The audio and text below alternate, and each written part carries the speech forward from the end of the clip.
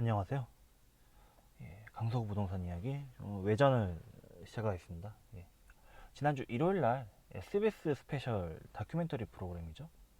여기 이제 집을 살까 말까라는 제목의 다큐멘터리를 해줬었는데, 저는 이제 그 시간이면 애들 재우는 시점이고 저도 씻고 이제 그런 시간이어서 본방으로 보지는 못했습니다만, 저는 다큐멘터리를 거의 다 녹화를 해놓거든요. TV 방송을.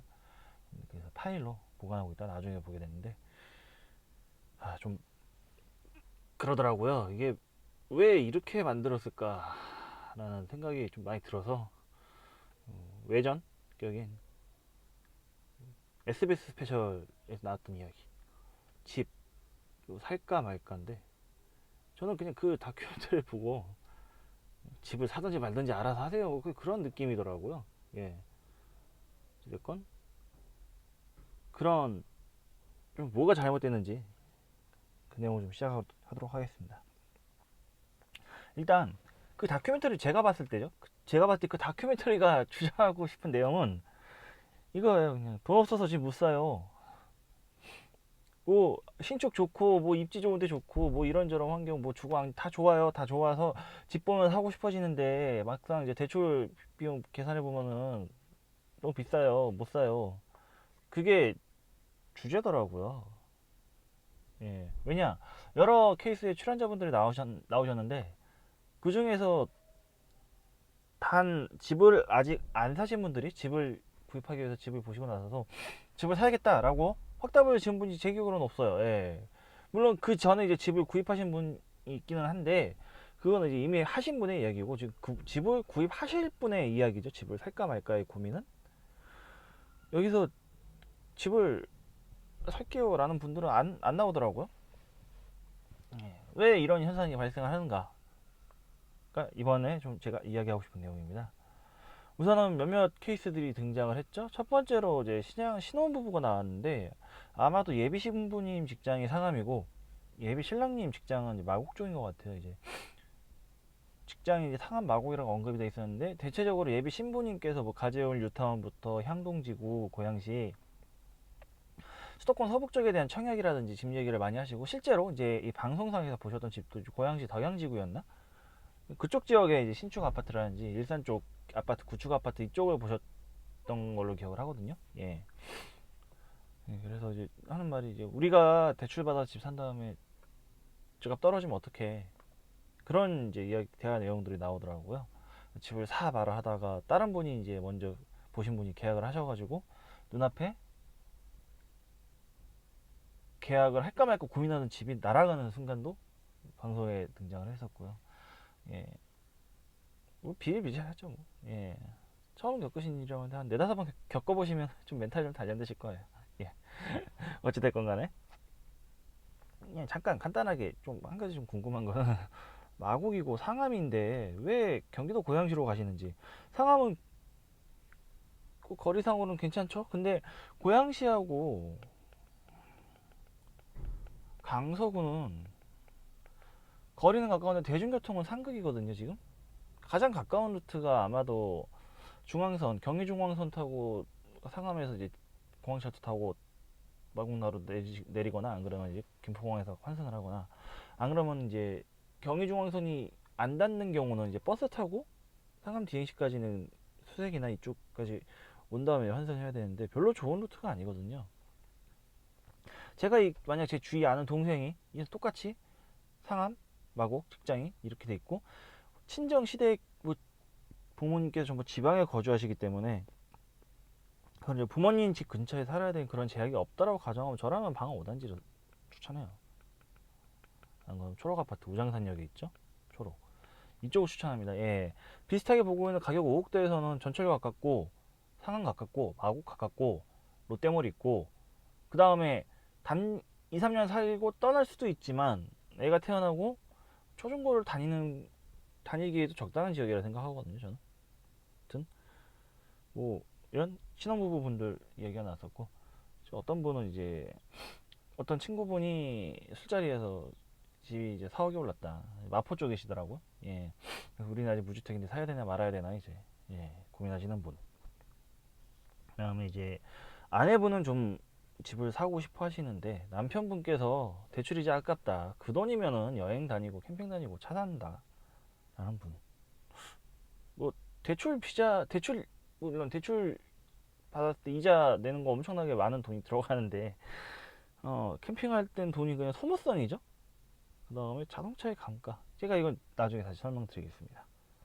그리고 김포 쪽에 이제 신축 아파트를 구입하셨더라고요. 근데 그 전에 경매를 통해서 5평짜리 집을 이제 15제곱미터 정도 되겠죠?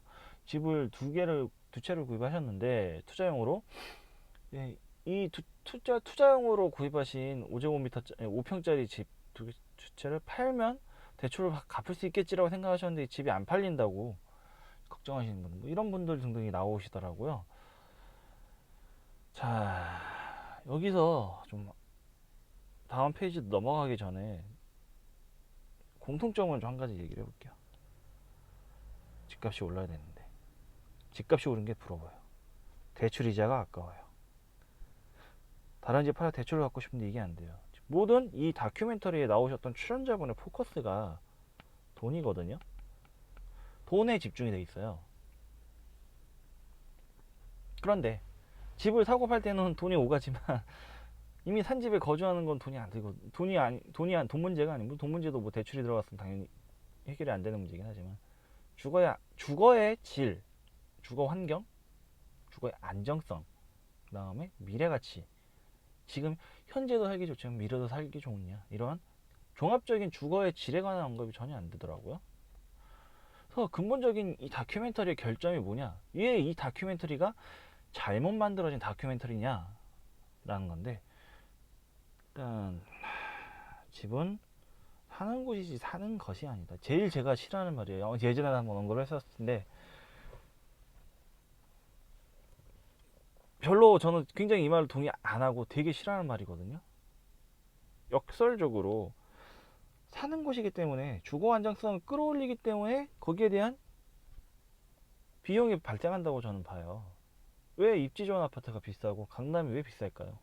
라는 건데 어찌됐건 아까 전에 얘기했듯이 주거의 가치와 금전의 가치에 상관관계가 있는데 이거를 의도적으로 무시를 했어요.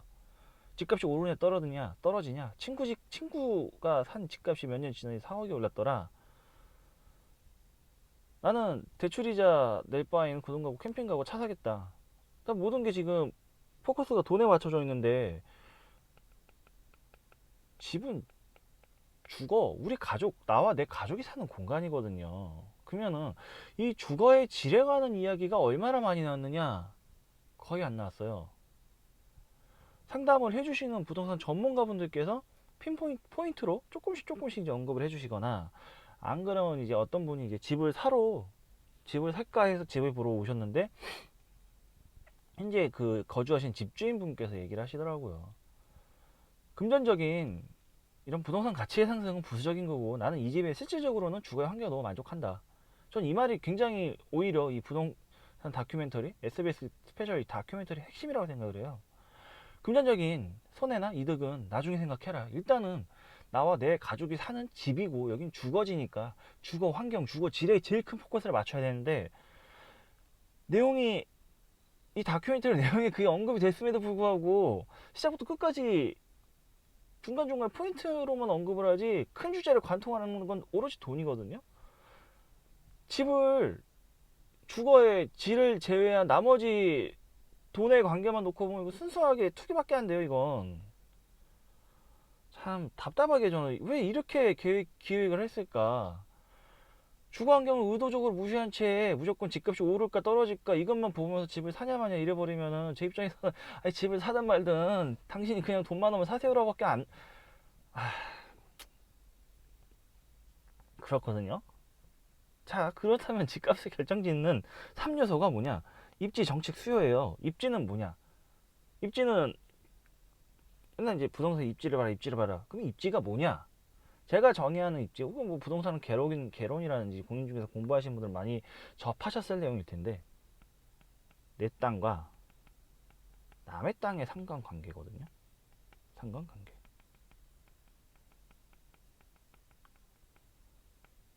자, 학교도 내 땅 아니, 초등학교 제 땅 아니, 유치원 제 땅 아니고 전철역 제 땅 아닙니다.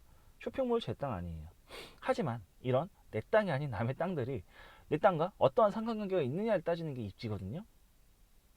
약간 다르게 말하자면 왜 강서구가 강남구보다 집값이 싸냐, 이 차이를 이렇게 말하는 게 입지고, 정책 같은 경우는 이제 최근에 9.13 정책, 작년에 재작년이죠, 이제 파리 정책 등등 대출, 그 다음에 집을 구입할 수 있는 조건 등을 조절하면서 주택 매수자의 수를 늘리거나 줄이는 부분이죠. 예. 입지는 어떻게 보면 좀 고정적인 상수예요. 크게 변하지 않아요. 그러면 변수가 이제 정책인데, 정책 이꼴 사실 돈이거든요. 또 이번 9.13 대책도 핵심은 대출 줄이면서 집 사지 말아라, 그걸 말하는 거잖아요. 예. 마지막으로는 수요. 정책으로 아무리 트라마가도 수요가 넘쳐나면은, 공급은 부족하고 수요가 넘쳐나면 이건 오를 수밖에 없는 상황이거든요. 그래서 수요 공급에 대한 조절, 이 세 가지를 저는 집값이 결정되는 3요소라고 보는데, 물론 방금 얘기한 대로 돈과 관련된 제일 중요한 거는 변수죠. 상수가 아닌 정책입니다. 정책에 따라 수요도 움직이거든요. 그렇다면 그런데 오로지 이 다큐멘터리는 무조건 돈만 놓고 봤어요. 정책 얘기도 거의 나오지 않았죠? 대출을 틀어막아서 대출을 어떻게 받느냐를 논해야지 정책에 관한 얘기가 나는 건데, 오로지 집을 사기 위해서 대출을 받는다, 이 대출이 맞냐 적냐만 논해요. 대출을 받고 갚아나가긴 이자가 맞냐 적냐, 이거 좀 핀트를 벗어나다 한참 벗어난 이야기거든요. 그 다음에 그래요, 그 이자 굉장히 큰 돈입니다. 큰 돈을 왜 그러면 많은 사람들이 대출 받은 집을 사가지고 이 30평 되는 얼마 크지도 않는 땅에 무슨 몇 억, 10억, 20억을 때려박는 이유가 뭐냐?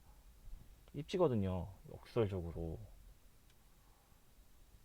초등학교 좋은 곳 보내고 싶고 가까운 곳, 안전한 곳 보냄으로써 최소한 우리 아이가 초등학교 다닐 때 혹시나 일어날 수 있는 사고의 확률을 줄인다든지, 유치원 통학버스를 태워도 되지만 집 앞에 유치원 보냄으로써 최근 몇 년 동안 보면 1년에 한두 번꼴로 그렇게 좀 불행한 사고들이 발생하잖아요. 그런 사고들 안 일어나게끔 최대한 다 그런 거에 대한 비용을 지불하는 건데,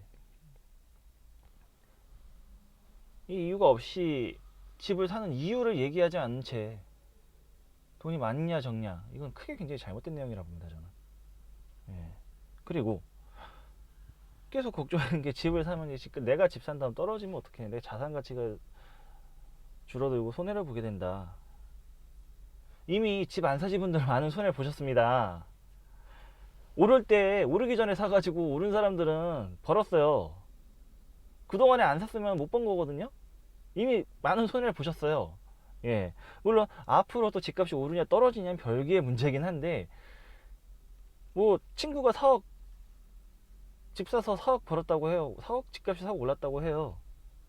나는 그동안에 그 돈 못 번 거거든요. 그러면은 몇 억씩 올라가는 집값이 상승한다. 다른 집들이요? 내 집이 아니라 난 집이 없다고 여기서는 집을 살까 말까 무주택자를 산정하는 이야기니까 하는.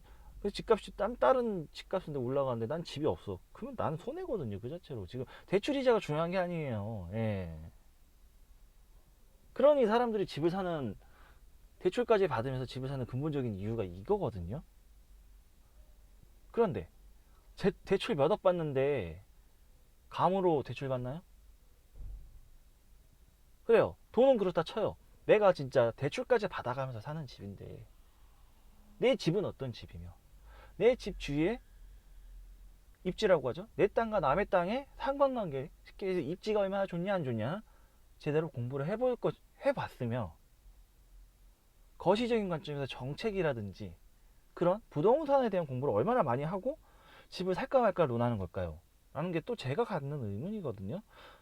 물론 이건 이제 다큐멘터리니까 출연자분들 부동산 공부 많이 하신 출연자분들 너무 진행이 안 될 겁니다. 그렇기 때문에 속칭 부동산에 대해서 잘 모르시는 분들을 섭외를 하셔가지고 그렇게 프로그램을 만든 건 같은데, 참 전 답답한 게 있어요. 부동산 카페 들어가고 부동산 지역별 단톡방들 무슨 많이 생기고 정부는 이걸 뭐 집값 담합의 무슨 수단으로 생각을 하는데 첫 번째로는 내가 조금이라도 집을 사기 위한 비용을 아끼고자 하는 목적. 두 번째로는 똑같은 돈을 투자하더라도 어떤 집이 좋으며 장기적인 관점에서도 어디가 좋을 것인지 궁금해서 들어오시는 분들이 10중 9거든요. 다주택자 투기꾼들은 이런 거 정보 의존 안 해요. 뭐 단톡방 없다고 집 못 사는 거 아니거든요. 그래서 속칭 부활못이라고 하죠. 부동산에 대해서 잘 모르시는 분들 그 방송 중에서 나와요. 아 이게 주변 지인들한테 물어봐도 다들 말이 다르다. 우리 같은 부활못들은 어떻게 해야 할지 모르겠다.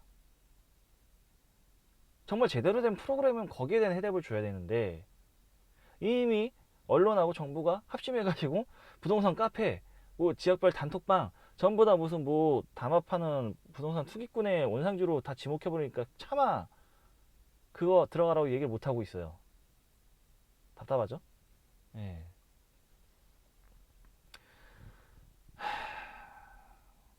그래서 경제적 손익도 중요합니다. 하지만 집을 산다는 거는 돈과 땅을 바꾸는 거거든요. 그러면은 땅이라고 할 수 있는 주거의 안정화도 같이 생각을 해야 되고 대출을 받아 집을 사는 사람들은 경제적 손익보다도 주거의 안정화를 우선으로 생각하시는 분들이에요. 대다수의 분들은 전 그렇게 생각을 해요. 반대로 집을 안 사고 전세로 뭐 6년, 8년, 10년 넘게 사시는 분들은 경제적 손익을 더 중요시 여긴다. 집값이 떨어질 거라는 베팅이거든요.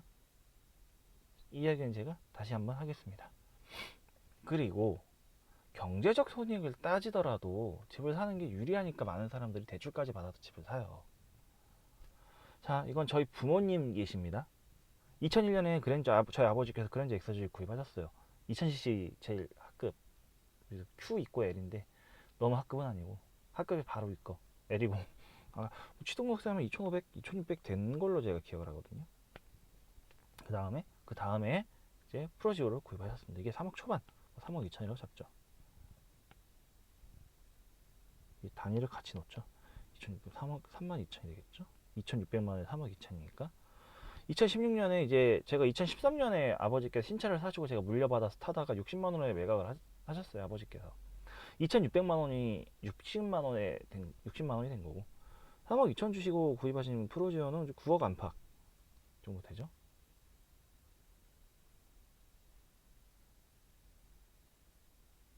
뭐가 이익이죠 이게? 차 사는 게 이익인가요? 캠핑, 뭐 여행, 소모성입니다. 그 돈이 사라져요. 내 즐거움과 돈을 맞바꾸는 거고 집을 사기 위해서 대출을 일으킨다. 대출이자가 발생한다. 이거는 나와 내 가족에 대한 주거 안전성을 돈과 맞바꾸는 행위인데 이건 그것도 모자라서 순수하게 경제적 관점으로 본다 하더라도 집을 사면 돈을 법니다. 이 집을 사면 돈을 번다. 집값은 우상향한다는 말과 똑같은 말이죠. 이 말은 대한민국 건국 이후로 지금까지 안 변했거든요. 그래서 굳이 주거의 안정성, 주거의 질을 논하지 않고 경제적 손익만 따지더라도 집을 사는 게 나으니까 많은 분들이 집을 사는 거고 너무 한꺼번에 집을 살려는 분들이 한꺼번에 너무 많이 몰리니까 폭등이 일어나는 거고 그래서 문제는 이제 대부분의 현금 다지고 집 사시는 분들이 없을 거예요.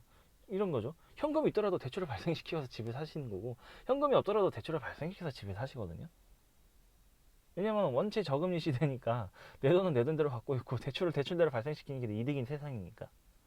그래서 정부에서 이제 대출 쪽을 틀어 마감으로써 부동산 정책을 지금 수정을 한 게 지금까지 쭉 이어져 오고 있습니다. 예. 어찌됐건 주거의 질 안 따져도 돈 벌어요. 예. 왜 이런 현상이 발생하는가? 부동산의 특수성이거든요. 일단은 다큐멘터리 주제가 서울시 아파트였고 서울시는 아니고 서울시의 수도권 아파트고 저 역시 강서구 부동산 서울시 안에 한정된 아파트를 이야기를 하고 있으니까 부동산이라고 얘기했지만 정확하게는 서울시 아파트의 특수성을 좀 얘기하면은 보통의 재화는 시간이 지날수록 감가상각이 발생합니다. 대표적인 예가 자동차죠. 4천만 원 주고 산 차 10년 돼서 8천만 원 되는 거 아니에요. 40만 원 돼요. 예. 40은 넘어있고 400만 원이라고 하죠. 어찌됐건. 하지만 4억 주고 지금 4억 주고 구입한 집은 10년 지나면 8억이 될 확률이 매우 높아요. 지금까지 그래 왔어요. 앞으로 그럴지 모르지만 과거에서 현재까지는 그랬어요. 더 이상의 많은 금액 차이가 벌어질 정도로 상승하는 경우도 있고. 왜 시간이 지나면 감가 하각 어찌됐건 사실은 건물의 가치는 떨어지고 땅 가치만 올라가는 건데 왜 이런 현상이 발생하느냐. 서울시 아파트는 한정판, 좀 다른 얘기로 하면 금이라고 생각을 할게요. 금도 시간이 가면 갈수록 계속 가치가 오릅니다. 아파트 중에서도 부동산 중에서 아파트라고 하죠. 예, 마찬가지입니다. 시간이 지날수록 가치가 올라요. 그리고 아파트를 금이라고 제가 비유를 했죠. 어떤 다른 경제학적 관점에서 봤을 때는 아파트나 금의 가치는 그대로인데 돈의 가치가 떨어진다. 인플레이션이죠. 그래서 이렇게 아파트 혹은 금을 사는 거는 화폐 가치 하락을 보전하는 방법이다. 뭐라 했었는데 갑자기 말하려니까 기억이 안 나네요. 예. 어찌됐건 이런 식으로 화폐 가치 하락을 방어하는 수단으로도 부동산은 이용되기 때문에 이러한 부동산의 특수성, 서울시 아파트의 특수성을 얘기를 해줘야지 대출 이자를 발생시키면서까지 집을 사는 이유가 설명이 되거든요. 근데 이 이유를 얘기 안 한 채 그냥 집을 살까요 말까요? 집보니 좋아요. 교통도 좋고 다 좋네요. 근데 돈이 없어서 못 사네요. 나는 좀 그냥 그 다큐멘터리 안 봐도 그 결론은 누구나 낼 수 있어요. 그래서 주거의 질, 금전적으로 따지더라도 서울시 부동산의 부동산의 특수성이기도 하고요. 이러한 부분들을 좀 고려해서 다큐멘터리를 만들어야 되는데 정작 중요한 내용도 다 빼버리고 오로지 대출이자가 발생하느냐 안 하느냐 여기에 포커스를 맞춰버리면 이건 안 되거든요. 그래서 아까 전에 얘기한 대로 화폐 가치는 하락해요. 부동산은 유한합니다. 아파트 공급 늘린다 아파트 짓잖아요. 그래요. 아파트를 지은 땅은 있을지언정 땅 자체는 제한적입니다. 부동산의 특수성이 발생하는 이유이기도 하고요. 저기 부동산 학계론 가면 뭐라고 이걸 얘기하는데 이제 그거는 공인중개사 공부하시는 분들이 이제 아셔야 될 내용이고 어찌됐건 부동산은 제한적이다. 한정판이다. 금과 같은 존재다. 라고 생각을 하시면 될 것 같습니다. 그래서 아이러니한 사실을 좀 얘기를 하면은 집값 떨어질까 집을 못 사시는 분들 아까 전에 얘기했듯이 대출 부담과 주거질의 트레이드오프 교환이거든요. 돈을 많이 들일수록 더 좋은 주거 환경을 얻는 거고 돈을 적게 들일수록 더 안 좋은 주거 환경을 얻게 됩니다. 입지의 개념이 사실 이거거든요. 전철 있으면 왜 집값이 오르고 초품화, 숲세권만 있으면 안 됩니다. 그냥 덩그러니 산 밑에 아파트 한 채 있으면 아무것도 없으면 되게 불편하거든요. 그래서 역품화, 초품화, 숲세권 이걸 다 갖고 있고 그러면 중고등학교 학군도 좋고 직축운전 이건 매우 감사할 일이죠. 직접운영까지 갖고 있고 거기다가 쇼핑몰이라든지 문화시설까지 다 갖추고 있으면 금상첨화죠. 예, 왜 이러한 입지를 보면서 사람들이 아파트를 사는가? 내 돈을 주거의 질과 맞바꾸는 거거든요. 그러기 싫다는 분들이요. 집을 안 사시는 분들은 전세로 껴 사시겠다. 그 다음에 그래서 상승과 하락 중에 하락에 베팅하는 분들이다. 집값이 오를 걸 알면 사죠. 오를 걸 아는데 안 사면은 그러시는 분들도 없지 않아 있긴 하겠죠. 집값이 오를 거야 가지고 인터넷에서는 나는 상승론자입니다 하지만 돈이 있음에도 불구하고 집을 안 사시는 분들, 물론 돈이 진짜 많은 분들은 안 사시긴 하더라고요. 저 아시는 분들도 한 300억대, 제가 아는 돈만 300억 현찰로 통장에 있는 돈만 300억 이상 있으신 분이 있는데 집을 안 사시더라고요. 몇억 올라봤자 재미없다고. 어찌됐건 이런 게 아니, 보통 대출을 일으켜서 집을 사는 서민 기준에서 오른다에 베팅하면 보통은 삽니다. 예. 그래서 하락에 베팅했을 때, 전세로 살 때 어떤 문제점들이 발생하느냐. 첫째, 돈 걱정. 전세값이 오를까 떨어질까. 집주인 걱정. 혹시나 집주인이 보증금 떼먹지 않을까. 시세 걱정. 전셋값이 오르면 어떻게 하지? 대출 또 받아야 되는데 결국 돈 걱정과도 직결되는 문제죠. 정책 걱정. 부동산 정책이 이렇게 돼 저렇게 돼. 우리는 이 조건에 맞아 대출을 받을 수 있을까 없을까 등등. 혹은 이런 조건 해가지고 집주인 대출이 막혀가지고 우리 보증금 못 받으면 어떨까? 퇴거통보에 대비한 플랜 B. 어느 순간 집주인이 우리가 살 테니 나가주세요. 참 걱정할 게 많아요. 반면 적정 수준 혹은 무리한 대출로 집을 구입한 경우는 돈보다 주거 환경이 우선이다. 제가 아까 전에 얘기했듯이 사는 곳이기 때문에 사는 거죠. 예.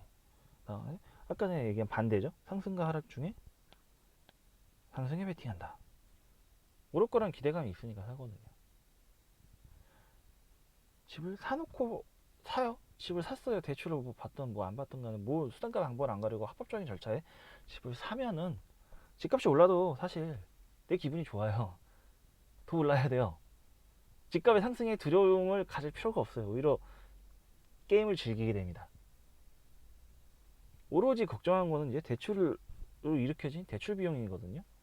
즉 아까 전에 제가 계속 지금 반복적으로 얘기하는 게 집을 산다는 거는 돈을 딴가 바꾸는 거고 돈을 딴가 바꿈으로써 얻는 이점. 퇴고통보 걱정할 필요 없고 부동산 정책 걱정할 필요 없어요. 이미 내가 대출 받으면 갚아나기만 되는 거지 받은 대출을 정부가 그거를 태클 걸 수는 없거든요. 시세 걱정. 뭐 집값이 떨어지면 기분이 안 좋겠죠. 집값이 오르면 기분이 좋겠죠. 남의 일이에요. 내 일 아니에요. 내가 내 집 갖고 있으면. 집주인 걱정. 내가 집주인이니까 더 이상 걱정할 필요 없죠. 오로지 이거 하나 남습니다. 이때쯤 되면은 집 살까 말까에 대한 제 답을 아시겠죠? 실거주는 타이밍 그런 것도 있겠지만 집을 언제 사느냐 어디를 사느냐에 대한 관점 모두가 다르겠지만 전 사는 게 맞다고 보고요. 예. 다만 위험 수준의 대출은 피해라. 네. 집, 땅, 대출 이 세 가지의 공통점이 있습니다. 국가, 나라가 잘 돼야지 가치를 보존받는 것들이거든요. 보통 우리가 종합부동산세, 재산세 등 내잖아요. 이게 왜 내는가? 나라가 땅에 대한 재산적 가치의 담보를 보증하는 일종의 보증인이에요. 이 보증인한테 주는 돈이라 생각을 해요, 저는. 단적인 예로 IMF 때 나라가 속칭 나라가 털렸잖아요. 첫 번째로 대출이자 급등해 버리니까 대출 쪽 금융이 망가지죠. 금융이 망가지니까 대출로 이루어졌던 집의 가치가 폭락을 하게 되죠. 그렇기 때문에 어느 정도의 내 돈은 갖고 있어야지 이게 유동적인 환경에 대응할 수 있다. 예. 너무 많은 대출을 발생시키는 것은 시대를 막론하고 썩 좋은 방법은 아니다. 다만 이제 급등기를 예측하면 이제 올인해야죠. 그게 언젠지 모르지만 어찌됐건 그래서 좀 집을 사는 사람들은 반대로 집 걱정할 필요가 없습니다. 집값이 떨어지든 오르든 남의 얘기예요. 난 돈만 갚으면 됩니다. 하지만 집을 안 사고 전세로 사신다. 되려 집값에 대한 걱정, 주거 안정성에 대한 걱정, 애들 학교 가면 이사 가야 되지 않나. 다양한 걱정들이 생길 가능성이 매우 높습니다. 그리고 추정 60번 지지난주인가 했었죠? 신축 아파트의 그런 하자 문제를 다뤘었어요. 그러면서 이제 그러니까 문제점에 대한 지적도 잘 해줬고 초기 해결책도 잘 나왔어요. 이게 준공승이 엉망이다. 지자체에서 서류만 보고 준공승인을 내주더라. 이러니 엉망일 수밖에 없다. 감리업체들도 뭐 문제가 있겠지만 최종적으로 지자체에 문제가 있다. 그래놓고서는 이제 마지막으로 하는 얘기가 후분양제 얘기를 하더라고요. 후분양이 자기가 답이다라고 얘기를 하는데 그러면서 이제 불러 처리, 흑액 처리했는데 누가 봐도 그냥 이 지역 사람 다 엠벨링인 줄 아실 거예요 지금. 추적 60분이건 SDS 스페셜이건 마곡 이야기가 끊임없이 등장하고 있습니다. 어찌됐건. 근데 후분양에 대한 성공적인 예시로 지금 엠벨리를 블러 처리해서 내보냈는데, 엠벨리는 후분양에서 비싸게 분양되었거든요. 이게 1차 때 4억 초중반이었다가 2015년에 엠벨리 2차 5억 초반, 저도 이거 신호문 보고 특공 넣었다가 2차 떨어졌거든요. 1억이 올랐어요. 후분양하는 바람에. 만약에 2차 기준으로 선분양을 하면 2013년 정도 분양했겠죠? 그때는 4억 초반 분양가 나와요. 2년 늦춰서 1억이 올랐어요. 왜 후분양이 답이 되죠? 집값이 오르는데, 집가가 상승하면은 분양 시점이 늦춰질수록 분양가가 오르는 건 당연한 얘기인데 이 얘기를 언급을 안 하더라고요. 그리고 뭐 정동영 의원이 나와서 선분양제 하는 나라 우리나라밖에 없다 그러는데, 제가 역설적으로 묻고 싶은 게, 그러면 4,000세대 8,000세대 대단지 짓는 아파트에 그렇게 집단적으로 짓는 나라가 지구상에 몇 나라가 있을 것 같을까요? 왜 선분양인가? 헬리오시티 만세대죠? 만세대 지으려면 무슨 돈으로 지어요? 그걸 집주인 돈으로 지어야 되거든요. 그리고 미리 돈 받아놓고 지어놓으면, 이것도 이제 인플레이션 방어의 개념이지. 인플레이션 해지죠. 이제 생각나네. 인플레이션 해지인데, 땅값이 100원일 때 2013년에 100원이에요. 근데 2016년 되니까 300원이 됐어요. 100원일 때 분양한 건 300원일 때 분양 뭐가 더 쌀까? 당연히 선분양이 싸거든요.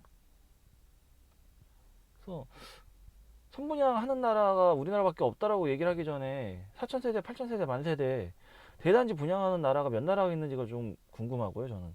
예. 그 다음으로는 준공 시점이 계속 연기가 될 수 있습니다. 엠벨리 고단지가 대표적이죠. 지금 끊임없이, 지금 뭐 이유는 잘 모르겠는데 분양 시점도 계속 늦춰지고 있어요. 문제가 뭐냐면은, 어느 정도 뭐 그래요, 후분양 청약을 넣기 위해서 뭐 돈을 모은다고 쳐요. 돈을 모은다고 치는데 계속 연기되고 있어요. 난 도대체 어떻게 해야 되지 이걸? 집을 엠벨리 9단지 노리는 분들은 지금 못 사고 있어요. 분양 일정이 연기가 돼가지고. 이거 후분양의 문제점이거든요, 이것도. 이런 부분에 대한 대처. 선분양은 저는 모르겠어요. 근데 공기라고 하죠, 공사기. 공기 늦어지면은 어느 정도 유도를 있겠지만, 많이 늦어지면 늦어진 만큼 그거 다 건설사가 배상을 해야 되는데, 후분양은 그런 제약이 없으니까 7필 늦어져도 돈만, 그러니까 건설사 측이 돈만 많으면 그냥 다 연계해 버려요.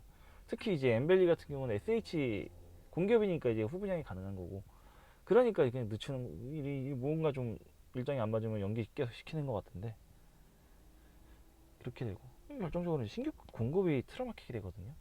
건설사 중에서 자기 돈 갖고 집 짓는 경우는 거의 없어요. 예. 그럼 은행에서 이제 대출을 일으켜야 되거든요. 건설사도 대출을 일으켜서 집을 짓던가, 안 그러면 집주인한테 받아서 집을 짓던가. 선분양은 집주인한테 미리 돈을 땡겨 받아가지고 집을 짓는 경우고, 후분양 같은 경우는 자기 돈 갖고 안 지어요. 있어도. 예, 거의 그럴 겁니다. 설령 뭐 자기 돈 갖고 짓는다 치더라도 되게 기업의 유동성이 약화되죠. 그 다음에 대출을 일으킬 경우는 또 은행에, 어차피 개인한테 대출하나 건설사한테 대출하나 하는데, 개인은 대출 리스크가 클진 몰라도 전체, 예를 들어서 뭐 4,000세대를 분양한다. 그럼 4,000세대 대출을 했을 때 대출을 못 갚는 경우는 그냥 준공 후에 뭐 경매로 넘겨도 그래요. 그러는데 후분양을 해가지고 건설사가 대출을 받았어요. 대출을 받는데 공사 중에 갑자기 부도가, 그러면은 물건 잡힌 게 없으니까 죽도 밥도 안 되거든요. 이런 문제점에 대한 얘기를 추정 60분 시기나 되면은 이거 해줘야 되는데 다 안 해주더라고. SBS 스페셜도 그렇고 추정 10분도 그렇고, 뭔가 좀 죄다 뭔가 본질을 많이 빠뜨리는 프로그램인 것 같습니다. 예. 그래서 다시 SBS 스페셜 얘기가 들어오면 집을 살까요 말까요? 방송 중에도 답이 나와 있어요. 사실 단기로 3년 5년 갖고 있다 파실 거면 지금 사지 마시고, 10년 이상 장기로 갖고 계실 생각이면은 한 집 사셔서 오랫동안 사실 생각이시면 사세요 라고 어떤 전문가께서 얘기해 주시더라고요. 제 의견도 그게 전적으로 동감이거든요. 아휴, 이미 중간중간 답이 나와 있는데 전문가들의 의견을 취합해가지고 결론 내는 게 아니라 집을 살지 말지 망설이는 무주택자의 비전문가의 의견을 취합해가지고 결론을 내면 돈 없어서 못 사요밖에 안 돼요. 방송사들은 모르겠어요. 도대체 뭐 어떤 의도로 이런 프로그램 계획을 하고 어떤 핀트를 잡고 만드는지 모르겠지만 우리가 바라는 거는 돈 없어서 집 못 사요가 아니거든요. 좀 더 확실한 결론을 낼 수는 없을 수 있어요. 하지만 결론이 나든 안 나든 간에 원인에 대한 우리가 잘 모르는 내용들을 짚어준다거나 내용을 잘 짚고도 해법을 제시 못하는 경우도 있거든요. 올바른 해법을 제시해 준다거나 그랬으면 좋겠습니다. 예. 그래서 이번주는 아니고 번외편 SBS 스페셜 집을 살까 말까, 제 기준에서는 그 방송은 그 제목이 아니고 집을 사든지 말든지 세건 여기서 마무리 짓겠습니다. 예, 아마 주 중이나 주 말쯤에 나올 것 같은데 원래 예정되었던 김포경찰서 이야기 다음에 순차적으로 진행하도록 하겠습니다. 감사합니다.